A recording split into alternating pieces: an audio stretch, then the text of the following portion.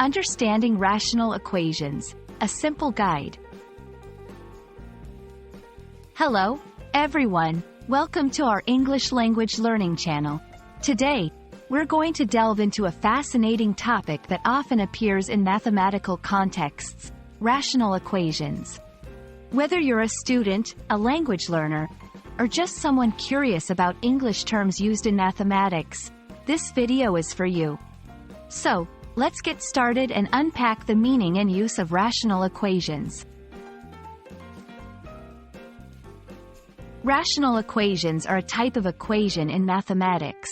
The word rational in this context is derived from the term ratio, which refers to a relationship between two numbers, often expressed as a fraction.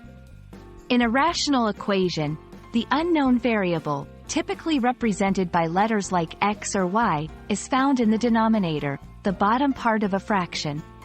This makes them unique and sometimes challenging to solve.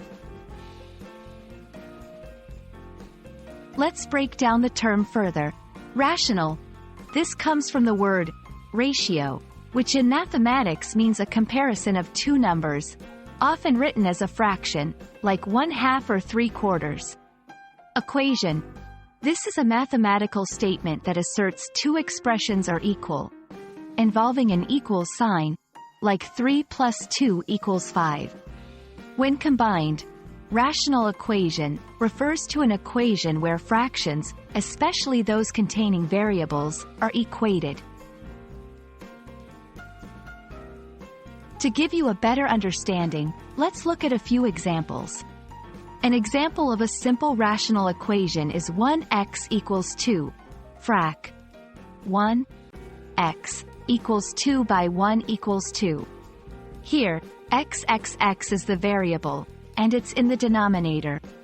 A more complex example might be 2x + 1 = 3x - 2, frac 2 x + 1 equals frac 3 x 2 x + 1 2 equals x - 23.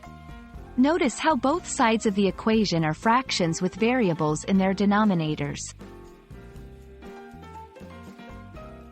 Understanding rational equations is crucial for advanced mathematical studies. They appear in various branches of mathematics, including algebra, calculus, and beyond. They help in developing problem-solving skills and in understanding more complex mathematical concepts. I hope this video has shed some light on the concept of rational equations. Remember, like any new term, it becomes clearer with practice and usage. So, don't hesitate to rewatch this video or practice with some examples. Thank you for watching, and I look forward to seeing you in our next lesson. Keep learning and stay curious.